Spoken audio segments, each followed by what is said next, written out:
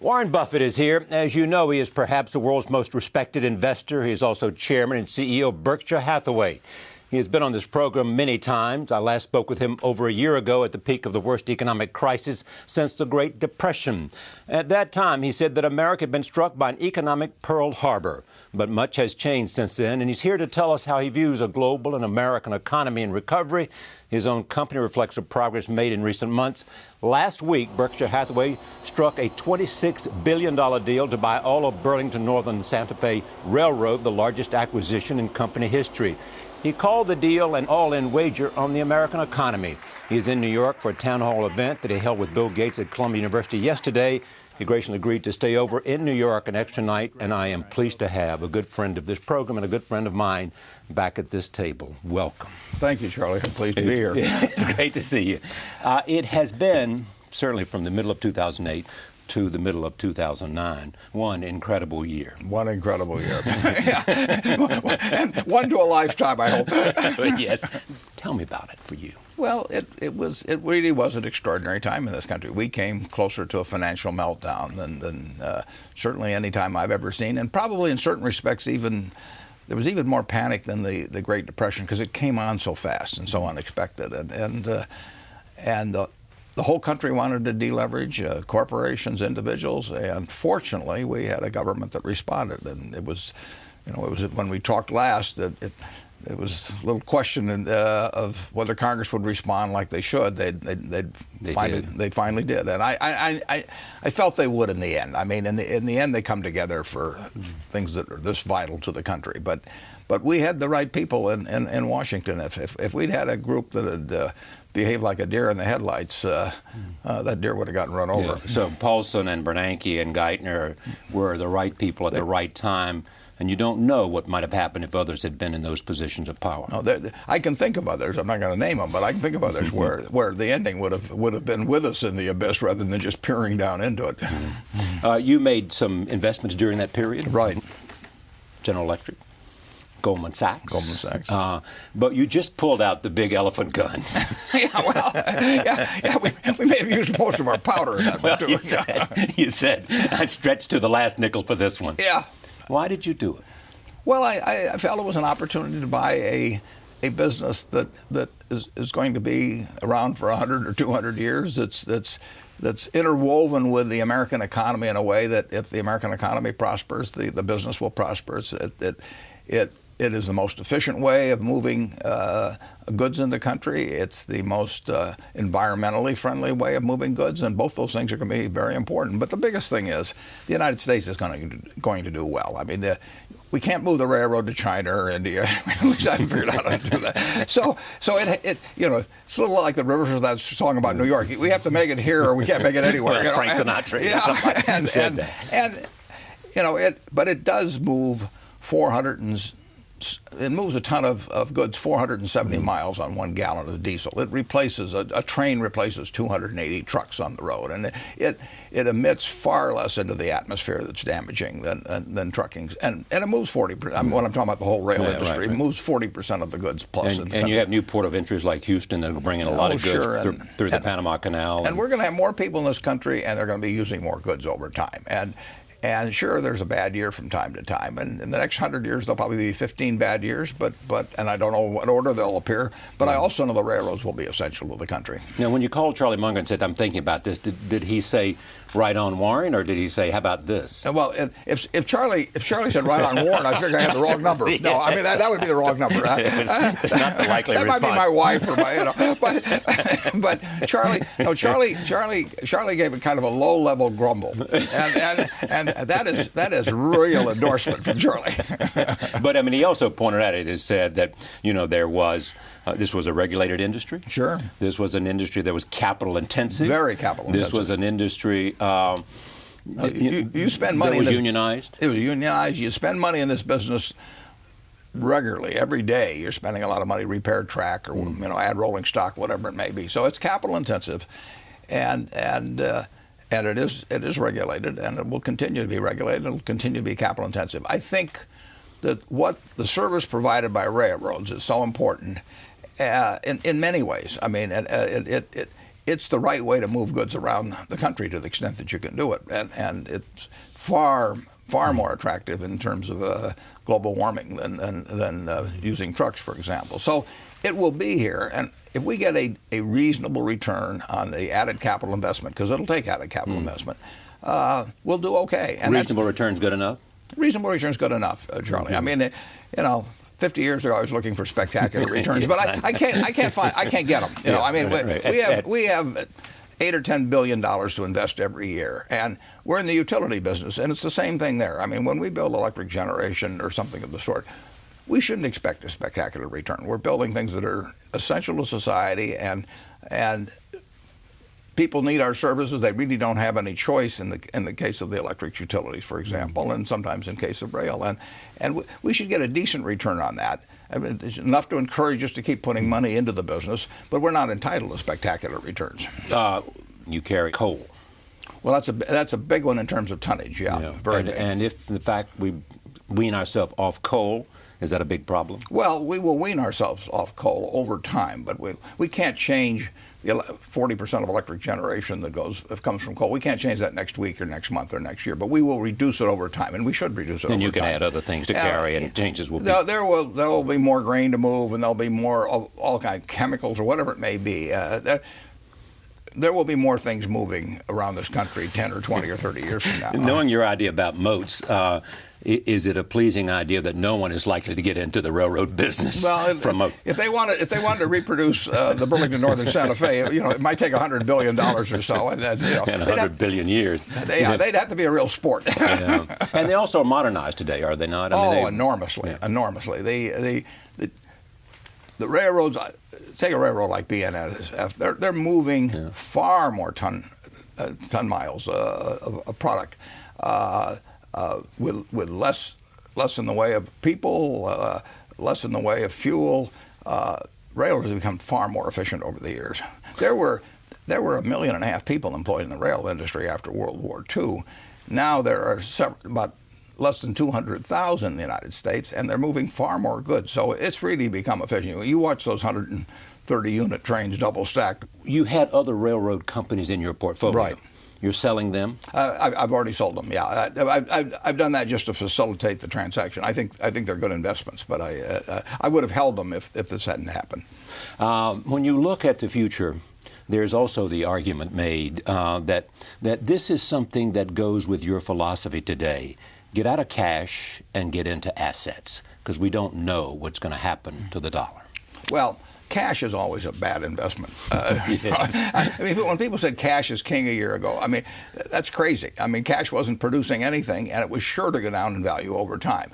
On the other hand, you always want to be sure you have enough. I mean, it's like oxygen. You want to be sure it's around, but you don't need to have excessive amounts of it around. And cash, we will always have enough cash around. But anytime we have surplus cash around, I'm unhappy. I mean, I would much rather have good businesses than cash. And we found a chance in the last year, thereabouts, to deploy. We came in with something over $40 billion in cash, and we've got about $20 billion now, and we've had some earnings. So we put a lot of cash to work, and I like that. No, I'd much rather own a good business than have cash. And it is a hedge against the dollar? Well, you can say all assets are a hedge against the dollar. I mean, but all you know is that the dollar is going to be worth less 10, 20, 30 years from now. I say worth less, not worthless. Right. You want to watch that. But it will be, and that's true of almost every currency that I can think of. The question is how much it depreciates in value. But cash is not a place to Now, why is that? Well, the dollar is going to be worth less. Because we'll print more of them in relation to the amount of goods that are moving. If we dropped $1 million of cash into every household in the United States today, everybody would feel very good, except the people that invested in things that were denominated in dollars. And, Exactly. Exactly. There will be no tendency toward deflation in this country over time, or in virtually any country. A tendency toward inflation. Absolutely. Okay. In all the conversations we've had, I never thought that I would sit with you and we would talk about a 50-to-1 split Yeah, right. of the Class B Right, stock. right. I mean, this had to be a hard one, or not? Yeah, I think I had a lobotomy one night. I didn't know about it. No, it is not natural for me, but it was needed to facilitate the small shareholders of BNSF getting the same deal as the big shareholders. Right. Will it also qualify you for the S&P index? Well, it probably makes it a little more likely over time that we get insured. It makes it easier for S&P because we're by far the largest company that's not in the index, and we'll probably. My guess is that they'll consider us more. And you'd for like that. I certainly wouldn't mind it, but I don't. I mean, it's not on my wish list for Christmas. It's not on your high lust list. No. The big thing is what happens to the value of the company, and the shares will take care of themselves if we build value. Yeah. When you look at the railroad business, it has a romance to it.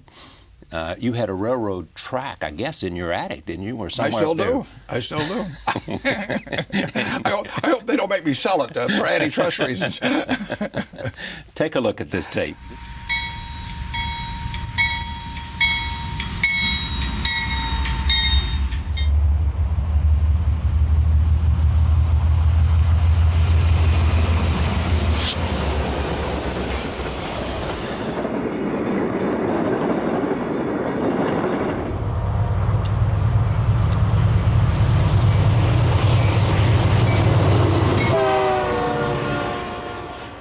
My heart's beating faster after watching that. I throwing Grace Kelly and Marilyn Monroe, I would have paid more. J.P. Morgan also owned the railroads, didn't he? Yeah, and he facilitated. Northern or not? In fact, there was a huge fight over the Northern Pacific, which was one of the predecessor roads, and you had two factions, and Morgan was lined up on one side. Yeah, no, he was very involved. Last night at Columbia, you said that the economic panic is over. Yeah. Where do you think we are? Well, I can tell you where we are today. I can't tell you what's going to happen tomorrow, but we've got 70-some businesses, so I get a lot of figures. The panic is over. I mean, now money's flowing. I mean, because we're in a recession, there's not as much demand for money, and money isn't flowing to really dumb projects like it was a few years ago, but money is available now, and the panic is gone, and credit spreads have come down dramatically. But that panic that spilled over into the real economy last fall, really, as it's left real scars on the American public psyche. I mean, the reset of how they spend their money and how they're thinking about their future changed in a big way last fall, and that has not come back. And so, in our businesses, they bottomed. But they're not. There are very few upticks. It's more or less flat right now. But it will come back, Charlie. I want to emphasize that. But it's not changed much so far. Do you have any sense of timing about that? I really don't. I mean, I keep watching, and it will come back. And people are not panicked anymore, but they're behaving differently than they did a year ago. And they're more, taking less risk. They're taking less risk, and they're more worried about their future. More people are. They have seen something happen that they didn't, wasn't really in the scope of what they thought was possible. You have said for a long time that we are too much of a consuming society, not enough of a saving society. Will we now become a saving society? Yeah, we'll probably become a saving society, but of course, the government demands for borrowing will be such that even with a lot of borrowing from abroad, there will be a lot of borrowing required from within the country. And where's the consumer demand going to come from? Well, it will come back eventually. I mean, our system will still work, but we have, we talked last year about the patient, being on the floor with a cardiac arrest, and we're not out of the hospital yet, but we will come out of the hospital. The things that made America what it is have not disappeared, and they will assert themselves with time. But if you have way too many houses, it's going to take time to work that off. If you've got a commercial real estate problem where people just borrowed too much money and bought in at too low of cap rates and all of that, that does take time to work off. That's happened to us in the past, though, too. It happened in the 19th century. It happened in the 20th century at various times, and we've always come back stronger. Commercial real estate is really in trouble. It's a mess. You're in the underwear business. You're in the ice cream business. You're also in utilities. Right. There was even a depreciation in demand on the part for electricity? It's amazing. we're in both Iowa and Midwest, and then we're also out in the Pacific Northwest and the mountain states, and everywhere.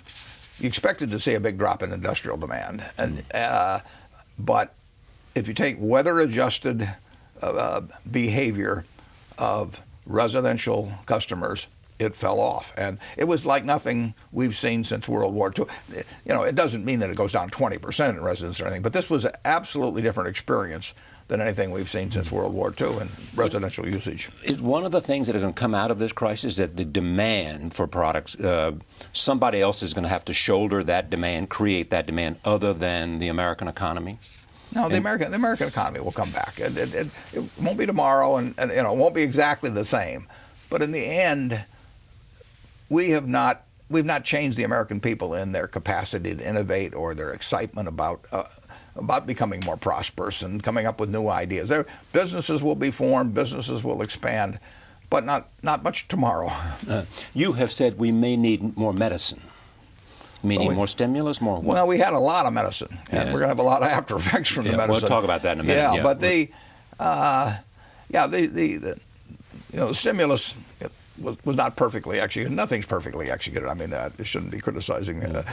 But why shouldn't you be criticizing? Don't we learn from that? I mean, but I mean, I overall, if they get the job done, I don't believe in picking too much at given actions, but. There should have been more infrastructure in there, and they hung a Christmas tree on it. As I said one time, it's sort of like mixing a half a tablet of Viagra with candy. I mean, it would have been better to leave out the candy and have the full pill of Viagra. But do you think we need a new stimulus because the previous one, the only one, was flawed? No, I think we can reserve judgment on that. I think just the holiday season will tell us something when it comes. And I would say that so far from what I've seen, I don't think it's going to be that big a holiday season. But we'll know that in a month. And let's see what happens on that.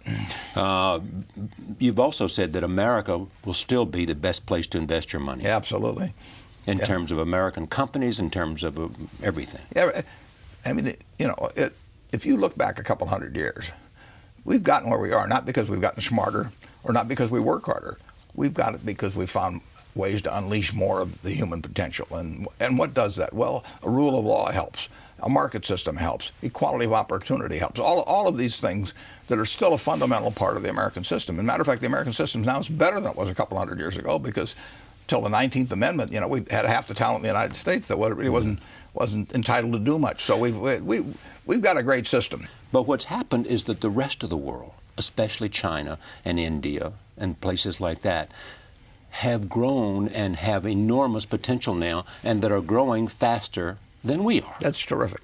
Yeah. That's terrific. Yeah. It means the pie is bigger. Sure. The world is not a zero-sum game. I mean, if we had our choice of being an island of prosperity in a world of 6.5 billion people, that most of whom were struggling, or being the same country with other people prospering, the latter is much the better choice, particularly in a nuclear world. You don't want billions of people with nuclear capacity envying you and feeling that somehow you've gotten all the goodies of the world. So we will grow slower relative to a China, significantly slower, but they're starting from much lower base. But at some point, mid-century, they'll have a larger economy than we will. It's going to be a long time. You don't believe that, though? Well, larger on a per capita basis is a long way off. I don't mean per capita, but a larger gross economy. They'll have a larger gross domestic product than we will. If they have 4 times as many people as we have, they will have a larger overall economy. No, they will grow faster than we will grow, but they're starting from a much lower base. I mean, I'll meet some guy on the street today whose net worth will be growing faster than mine on a percentage basis, but if I start with a big enough number, it'll be a while before he catches me. This is also different for China. They now, have certainly, you are invested in a Chinese automotive and battery company, of which the founder, a 43-year-old entrepreneur, is somebody that you would admire wherever he was from. That's right. And some of the things he has a bit of you in him. Well, yeah, he speaks Chinese, I don't. That fellow's probably going to do remarkable things. He's the richest man in China now. That's right. But if he does remarkable things, that's going to be good for the United States. I mean, if he develops better battery technology, we will get it, believe me. But there's the question that's being raised. In the past, the United States has always been on the cutting edge of technology. Your great friend Bill Gates is testament to that. Sure. But are they developing the capacity? He's going to lead in batteries. Somewhere else they say China's going to lead in solar technology. Somewhere else says they're doing more with it. I mean, is this... Well, we don't know who will Are we come looking at that hard reality? Well, it's better to have the whole world, the talent of the whole world, working on things like battery technology or whatever it may be. I mean, I'd like, if we can add the resources of a whole bunch of other people to help solve our problems, I'm all for it. If we get there first and they copy us, fine. If we get there first and we copy them, fine. I mean, it is not like they're going to be able to hoard the technology and we'll never see it. So, I'd like to see it just. I like to see the United States come in first on everything, but I don't think it'll be terrible if somebody in China or India comes up with something that enables this country to deal with its problems.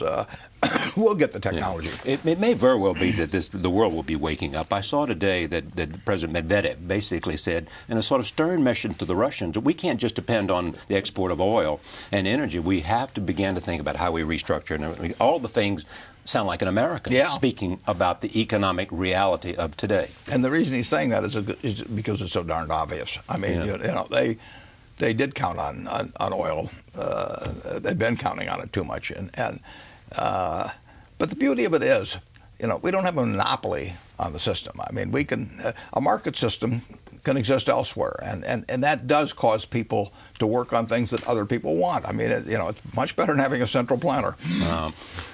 When you look at today and what we face in terms of the job reality, are we going to have the capacity to create the kind of jobs, or will we have to settle at a new unemployment rate that we're not familiar with? No, we'll create new jobs. I mean, we've been through all kinds of tough unemployment cycles. In the early '80s being probably the toughest. It really looked tougher not in the finance world, but in 1981, 1982, we were at 10% unemployment, and Volcker was applying, a battle axe to the economy, and people said, Germany and Japan are going to produce everything. What will happen with this country? We've created millions and millions and millions of jobs since then. Who would have thought when Paul Allen and Bill Gates were down there in Albuquerque, eating pizza, drinking Coke at 2 in the morning, that they were a big part of our future. But that's going on right now. I mean, who would have thought the Google guys were doing what they were doing, a few years back?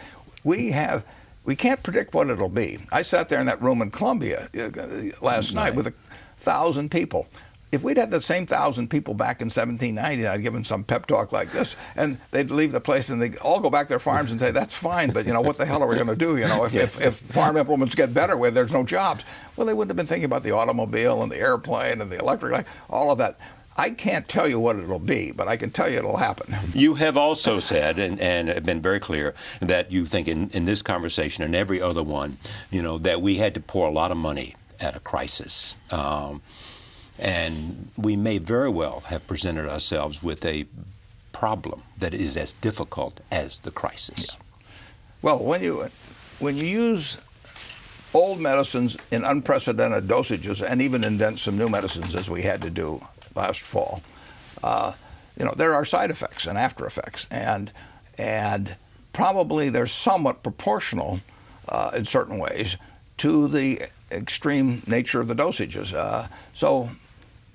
We cannot keep running fiscal deficits like we are currently without having a lot of consequences over time. And $1.4 trillion for 2000. Well, that just, even for a guy like me, I mean, those are real numbers. Trillion gets my attention. That has consequences, and we're not saving $1.4 trillion to finance that deficit. And we faced huge deficits in World War II, I mean, relative to the GDP then, to fight a war. And there were inflationary consequences after even a little bit during the war. But so inflation is inevitable because of the amount of money we poured on this problem. And then the question is whether, and basically it's Congress. I mean, in the end, Congress is the one that determines the value of the dollar over time. If they follow policies that require us printing too much of it, monetizing debt, and all of that sort of thing, dollars will become worth a lot less. So Congress has to do what? They have to, once the economy is rolling again, they've got to apply some. They've either got to raise taxes. Now the income will go up as the recession ends anyway, but they're going to have to close the gap between expenditures. They got to find more revenues. The expenditures is a harder thing to do than finding the revenues, isn't it? Well, I mean, go ahead, tell me. Which is easier, cutting the expenditures or raising the revenue? They've got to do one of the two, because the gap between the two, is as wide as a percentage of GDP. It's wider as a percentage of GDP than we've ever seen, except in wartime. It's now at what, 10%? Yeah, that's just a touch over 10%. The gap is. And what's acceptable? That's 6, 5? Well, no, it was at 6 during Reagan. No, we can work if we have a gap of about 2.5%, and we have sort of normal growth, then debt as a percentage of GDP doesn't grow. So the country gets more valuable over time. I mean, we have more productive capacity and all that. So we can handle more debt, but it should be proportional to, in a sense, the wealth and earnings of the country. And we can take a couple percent gap over time and have that debt not grow proportionally. It's about the net outstanding is about 55% of GDP now. Nothing wrong with that. What you don't want to do is keep climbing. And at a point, it gets out of control, and interest on debt compounds and all of that sort of thing. But of course, in good years, if you're going to average 2%, you better not have 2% be the base, or because you'll get into years like this with 10%, and it'll pull the average up a lot. This question is asked frequently. Will at some point the deficit and the debt and the decline of the dollar get to a point that people who hold our debt will no longer want to buy it, and then we're in a crisis? Well, the rest of the world doesn't have much choice, in a sense. I mean, if our current account surplus deficit is $400 billion, we're handing $400 billion to the rest of the world. They got to buy something with it, and one way or another, they have to buy something in dollars. I mean, if they get those dollars and they buy government bonds of the United States, and then they decide to sell them to buy stocks, they still get dollars when they sell the government bonds. They can choose among assets. They can't really choose not to invest in the United States. But they can choose as to where else they go for new investments, can they not? Well, they in effect, if we're running a $400 billion deficit, to pick a figure, the rest of the world is getting $400 billion worth of IOUs of one sort or another in the United States. Now, if they invest that in France, let's say the Chinese buy stuff from France. Now France has got the dollars. I mean, the only way you can bring down that is to actually get rid of the current account deficit over time. And but in any event. And that's having to do with the costs and savings, the consumption savings rate. But if you run a $1.4 trillion deficit, even if you are exporting $400 billion of IOUs in effect the rest of the world, that leaves another trillion. and that the domestic savers are not going to come up with $1 trillion. I mean, so these numbers are unsustainable over time, what we're doing. It is true, though, that if you keep flooding the world with your debt and people see your fiscal policies are sort of out of control, they're going to get less and less and less enthused about your debt. And then one of two things happen. Either you keep paying more and more to roll over that debt, or you start monetizing it like crazy. And I mean, the Federal Reserve can buy the debt and issue currency for it, but then the currency gets worth less. But is what you just described the reality we're facing if we don't do something dramatic soon? Fairly soon. And we still want the economy to come back. I mean, we want to put out the fire. But then make sure. So worry about that later after we put out the fire. Then we want to quit squirting water on those buildings. We have to know when the fire's out. Yeah, but how do we know that? That's my question. Oh, well, we will know. Unemployment will top out late, but we'll know when the economy's really coming back. And what will be the indication of that for us? Well, it'll be retail sales, it'll be automobile sales, it'll be when home construction starts coming back. I mean, there'll be plenty of economic signs. They may be a little late in getting recognized. There's, the data comes a little late, but we'll know. We'll know. We won't know when the turn happens, but 3 or 4 months later, we will know it's happening. And it's inevitable that's going to happen in the next year or two. Or later. Well, I like 2 better than 1. But when you say inevitable, that doesn't mean it can't happen earlier. Oh, but I mean, what would you worry about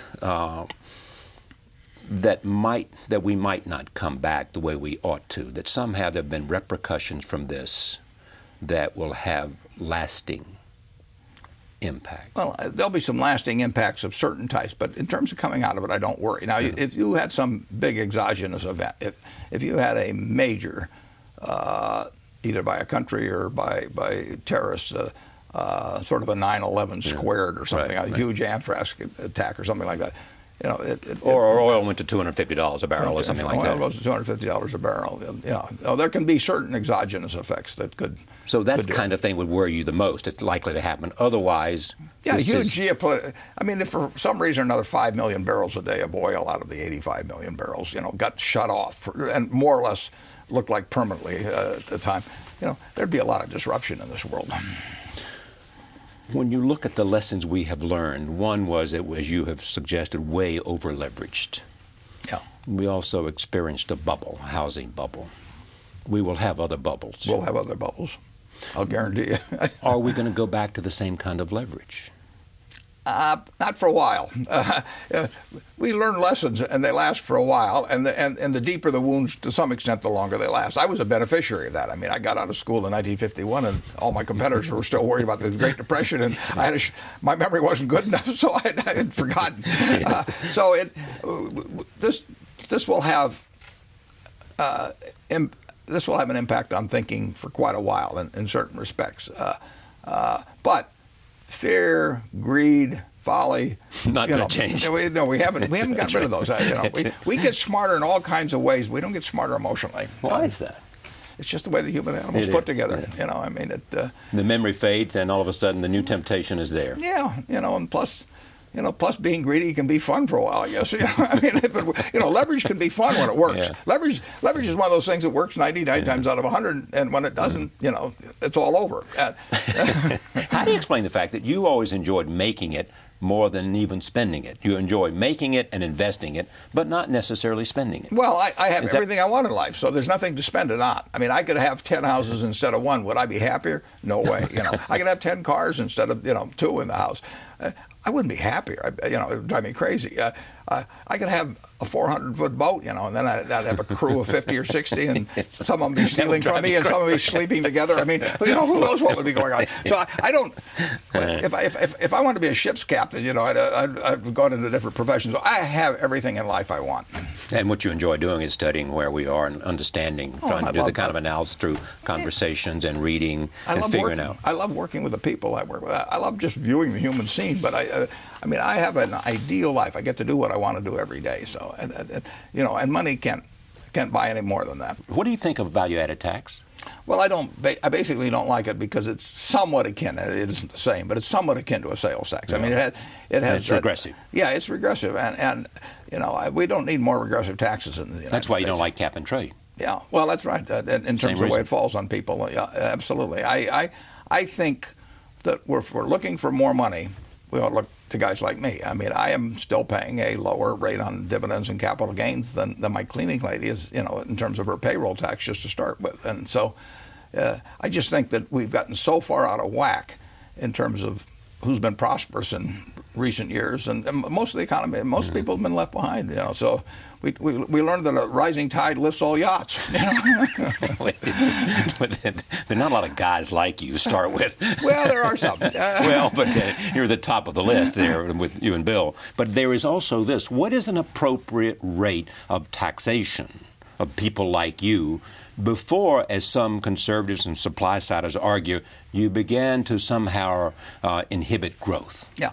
Well, I worked through all kinds of systems of taxation, right. And I worked with rich people, even in the 50s, but in the 60s, and I worked with them when the top rate was 70%. I worked with them when capital gains rates were 39.6%, and not one of them said, it's 1 o'clock, instead of working this afternoon, I think I'll go to the movies because my marginal rate is so high. I mean, if anything, they worked harder, Charlie. The reason they got rich is because they worked hard. I never had one person. I had hundreds of people, in the partnership, and not one of them ever came to me and said, Warren, I've decided to hell with it. 39.6%. I'm not going to invest my money. What would they do with it? Stick it under mattresses? Does that mean that the American system is, in a sense, a bit unfair and geared to the rich? Well, I think it has become more geared to the rich as time has gone by, and I think that the rich have, obviously a disproportionate impact, on how Congress behaves. And money and politics. You basically have to, if you have a very rich country with a great number of super rich, you have to fight against a plutocracy. I mean, the Congress has to be your bulwark for the principles of democracy to win out over a plutocracy, and we've done that well in this country. But it's a constant fight. I mean, K Street is not populated by a whole bunch of people that represent my cleaning woman, but if you look at the Forbes 400, you'll find that they find their way to K Street, and it finds its way to them. Sure, they have multiple voices on K Street. Sure, they care. So what would you do about that? Well, it's always a problem. And you want a prosperous country, so you want a whole bunch of rich people, but you also want everybody to do reasonably well in something as prosperous as we have. We have $45,000 of GDP per capita in the United States, but we've got almost 60 million people living in households where the top income is 21,000 or less. That's the top of the 60 million people. So we can do better. Now, we have done better over time. I mean, we put in Social Security, and we've done things in the country that have worked in the direction. Medicare, Medicaid. Yeah. But a prosperous country should not just be prosperous for the people like me who are wired in a particular way at birth. No credit to me, but I happen to know something about capital allocation. It wasn't, I could have been wired, so I was, I don't know, a great ukulele player, but there's more money in sometimes you can be both. Yeah, well, not often, not in this case anyway. But there's more money in what I do, and you don't want to mess up the market system that works to bring out of people what their best talents are. But the market system is not perfect in any kind of distribution of wealth, and taxation is a way where you get to the excesses of what the market system produces, and where you take care of the people that get the short straws. In a country as prosperous as we are, nobody should get a really short straw. Some people are going to hear you say that now and say, Warren's talking about sharing the wealth. There he goes. Yeah, well, I'm talking about sharing the prosperity. There's no question about that. I am prosperous because of the society around me. Stick me down in some poor country, and I'll walk around saying, I allocate capital, and they'll say, so what? What we need is a guy with a strong back, and I don't have a strong back. Can you row a boat or something? Do something like that. So society, listen, when a couple of middleweights fight it out on pay-per-view this weekend, and get $49.95 from me or whatever it may be, and I can't remember their names 2 weeks later, they are benefiting not because of their own talent that much, but because some guy invented television and then invented cable television and learned how to change a stadium of 15,000 people into a stadium of 300 million. So they benefit from society. We all do. And some like me benefit enormously from society. I can't do it by myself. Stick me on a desert island, and you do not want to be on that same island. There is this also. The Bush administration says that when the economic crisis came, they treated it with a tactic, which was doing what they did. They worry that what the Obama administration is doing is a strategy to put in place a different attitude about the relationship between the government and the economy. Yeah, I don't think the Obama administration wants the government to take over the economy, but they did. They took on a situation, and incidentally, I give credit to the Bush administration in that last 4 or 5 months of 2008. I mean, a lot of right things were done. I mean, when George Bush said, if money doesn't ease up, if money doesn't ease up, this sucker can go down. Now, that was one of the most profound economic statements ever made. I mean, he became the economist in chief as far as I was concerned at that point. But so I give them credit too. But the Obama administration, they're not running General Motors because they want to run General Motors. I mean, it isn't like that Barack Obama grew up with some great itch to run the whole American economy. They're doing what? Oh, he might want to buy a railroad, though. That's said to be a fun game. Can't buy it from me. But go ahead. That's a good point. But they are doing what is necessary in their view to get this economy righted. And like, nobody makes perfect decisions on this. And they're doing things I'm sure they don't like to do. I don't think they want to run General Motors, or Chrysler or anything of the sort. Or own AIG. Or especially own AIG. That is no fun. Or prop up Freddie and Fannie and all that sort of thing. So all these people who think that somehow there's some new idea about, and they use the word socialism, but something else in terms of, Barack you don't Obama, buy that. Barack Obama wants a much more prosperous economy, embodying the principles that have made it prosperous. But I think he does want to make sure that the bottom 20 or 30% does better than it's done in the last 20 years, while the top has prospered so much. That brings us to the question, beyond whether Congress has the will or not, there is this idea, which is how do you create a new regulatory platform and architecture? And you've got, on the one hand, the administration comes in and says, let the Federal Reserve do it. Then you have Chris Dodd says, no, don't do that. And then Barney Frank says, I'm somewhere halfway in between. Where is Warren Buffett? I am 100% for the independence of the Fed. Right. I mean, if you have a central bank that is bowing to the will of Congress, either directly or indirectly through some various mechanisms, it would be a disaster. Wants to be in on their monetary decisions or oversight or whatever. You got to hope you've got a good Fed chairman and some good members, and we've done that generally. If Paul Volcker was, he was essential to this country coming out of that 1979-82 period, like we did. Ben Bernanke was essential to keeping us from going into the abyss last September. We need an independent Fed, and I think every country needs an independent central bank. But does that mean they should be the regulator as well? Somebody has to regulate, and banks do need regulation. Do we need one regulator, one big regulator that will? Well, if it was me, I would like it. I mean, because you need somebody that does have a big stick. Yeah. I mean, left to their own devices, people will take on too much leverage. They may not this year or next year or anything, but financial institutions, particularly if they're promising they're going to increase their earnings per share every quarter, and they'll do off-balance sheet things and all of these sins that were committed a few years ago. Freddie and Fannie did a lot of them too, and they were regulated by Congress. And had 200 regulators marching in the office every day. So we've had Congress regulate the two of the 5 or 6 most important financial institutions in the United States, and it was a total flop. So it's tough being a regulator, but you want somebody that is independent, somebody that's got real muscle, and hopefully somebody that has an understanding of what you need to do to keep the system working well too. And that's the Federal Reserve. I think they're good at it. They weren't perfect this time around, but Congress wasn't perfect either. But once the problem came, they responded, and you have untold admiration for Bernanke. If he hadn't have had the authority he had, and maybe if he even hadn't thought he had a little more authority than he even did have last fall, I mean, there's something to that. I mean, you had to have somebody that would step up, guarantee money market funds, keep commercial paper flowing, do these things that not many people could have done, and certainly Congress couldn't have done them with the speed. And speed was absolutely essential. I mean, you did not have a lot of time to save this patient. And they understood that. They really understood it. And reacted. And gained a lot of power and used it. There's also this. You cannot establish a particular leverage ratio, can you? You can't say that 15 to 1 is as far as it should ever be. No, if you have a bank that owns nothing but short-term government bonds, they can have 50 to 1, and if you got them, they've got a whole bunch of money lent out to other guys who are leveraged in various ways and various speculative things. 5 to 1 is too much. So pure numbers don't work. So what works? That's the problem. That is the problem. That's why. No, I mean, if you could stick a bunch of ratios out there, it'd be all over. But what works? I mean, it's the problem. Give me a possible way of dealing with the problem. I would like to have a very smart, strong regulator that understood the nuances of different kinds of leverage and what it might mean, and one who would be willing not only to use those rules at individual institutions, but who would speak out to the country.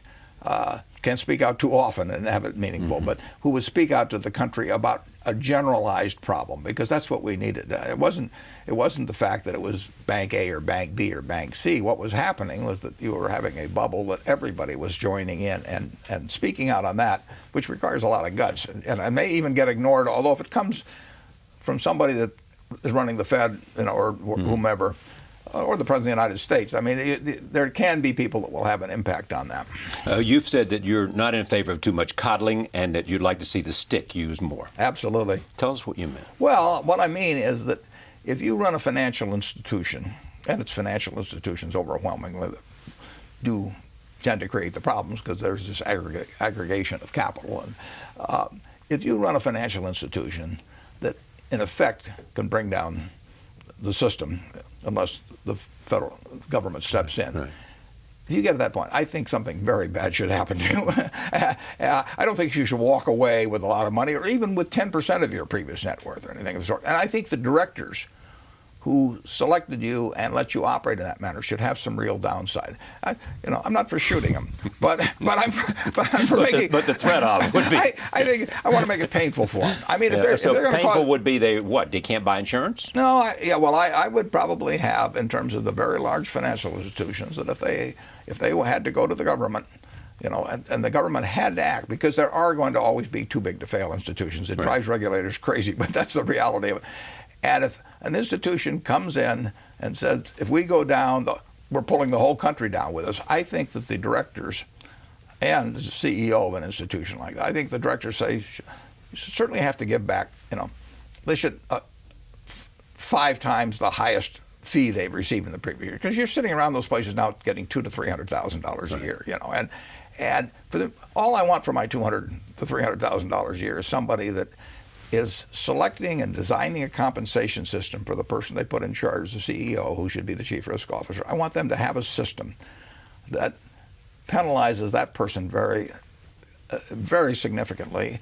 And if they don't create that kind of, if they pick the wrong person or they let that person go off the reservation, I want them to pay also. All right. So let me just, you want there to be a penalty for directors who do not do their job. Yeah. But you recognize that there are going to be financial institutions that are too big to fail. It has been and will continue to be. You can't simply say we're going to let anybody fail, no matter how big, no matter what the consequences. No, we're not just going to have a mom and pop bank on every corner, and it isn't going to work. Do you think that the financial community has any sense of I'm sorry? Well, most of them didn't do it. I mean, in the sense that if you take the leaders of these institutions that got them in, a lot of them are gone. Now, they're gone with more money than I would like to have them gone with. And I think what's infuriating to the American public, if you take the people in Omaha, exactly. they have seen lots of unemployment. They've seen, many cases their homes or their friends' homes foreclosed. They've seen all these things happen to them. And nobody's gone to jail, and as far as they're concerned, the leaders of institution A, B, or C that have, in a big way, contributed to these problems, they may be worth $10 million instead of $100 million or something like that. But they don't see anybody going to jail. They don't see anybody being held very responsible for it. And they don't believe that if they were in the same place, a much lower investment, that anybody would have come along and taken care of them. Well, yeah, and they're right about that. I mean, if I have a tiny little business that fails, it doesn't affect the United States. But if you have Freddie Mac and Fannie Mae or AIG or Citicorp, they would have affected. I mean, we could not stand those dominoes falling, and it drives people crazy that we couldn't, but we couldn't. I mean, if a few more dominoes had fallen, if that weekend of September 12th, the 14th, or whatever it was, if one more domino, then Merrill Lynch going, Morgan Stanley would have been next. The dominoes were so lined up and they were so big that without the government, they would have gone down. They would have gone down. But bear this in mind. They talk about moral hazard on this. There isn't any moral hazard. If you look at Citi, 90% of the market value has disappeared. If you look at Freddie Mac, 90% of the market value of the common, more than that. Look at AIG. Fannie Mae, AIG, all of them. So the stockholders have gotten totally creamed. The owners have gotten totally creamed. So it's not like anybody that was a stockholder of Citi or Freddie or Fannie or AIG or you name it is thinking, the system's going to save me, because it didn't save them. They got killed. But the guys at the top did not get, in most cases, did not get killed, and they're the ones that made the mistake. And should they have gotten killed, so to speak? It should have been harder. And so how would the government have done that? I would probably have something with those kind of institutions where no one got rich from running an institution like that until about 5 years after they left. I mean, I'd have had it very restricted, and I'd have clawbacks, and I'd be plenty tough, and I'd be tough on the directors if they hadn't put in those kind of arrangements. Now, they say that now. If you listen to these financial executives today, they say, we're in favor of clawbacks, and we've instituted those kinds of things. I don't know whether they have. Well, they've done some, but I'd probably square it.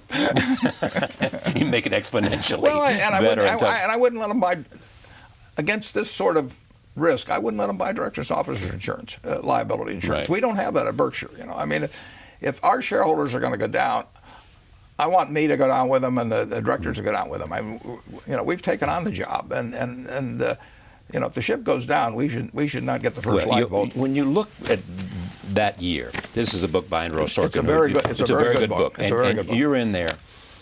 Moments for you.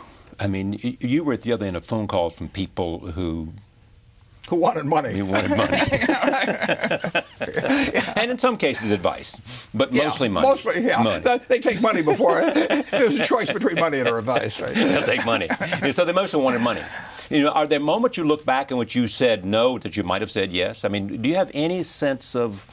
You just call you. I know you do. I mean, it's just like standing there at the plate. That pitch comes there, and you got a half a second to decide whether to swing. And, I know you're not a man to agonize, but I mean, I could have done way smarter things. I did not optimize the period. Right, exactly. Because you had money, and they needed money, and they would have given up a lot for that money. Yeah. Plus, the bottom of the market was 6 months later. I mean, and it was significantly lower. So if I just save the money, just put it in the market 6 months later, I'd have done way better than making these deals. Right. But I didn't know that at the time.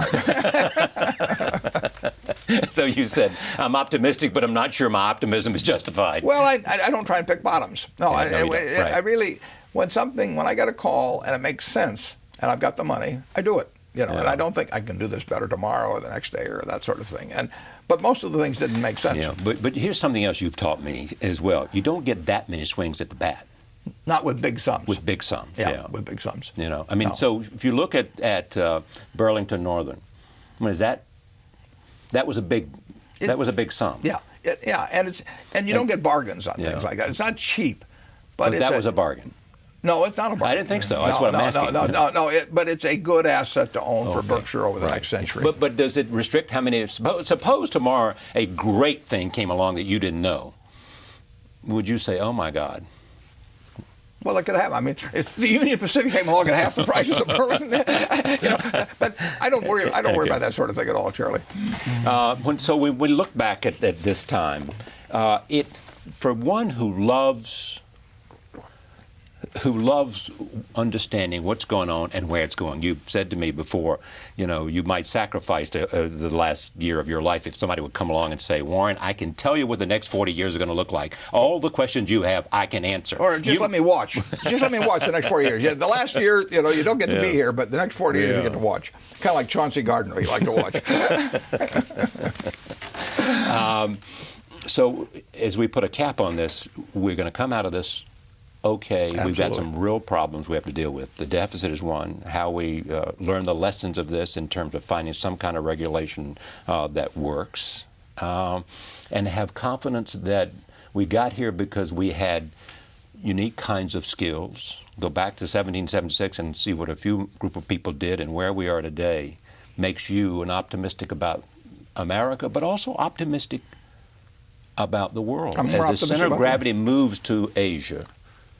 It's wonderful that the lessons we learned over the last couple hundred years, are being absorbed in many parts of the world. I mean, people have seen success and they've had the sense to copy some of that and get into their own system those ingredients that have done it for us. But we haven't lost the ingredients. In fact, that they're able to use the ingredients does not take it away from us. And every year of my life, I could sit down at the start of the year and write on a pad a dozen things that were looming over the economy. When people say, I'm not buying stocks now because times are uncertain, I say to them, well, on September 10th, 2001 were times certain. Yeah, you thought they were certain, but you found out the next day they weren't. On October 18th, 1987, before the day before the Dow took that 22%, things are always uncertain in the short term. What really is certain is that the things that worked over time will continue to work over time. So the next day is always uncertain. The next hour is always uncertain. The longer term is pretty darn certain. Warren, thank you. Thank you. It's always great to see you. Warren Buffett for the hour. Thank you very much for joining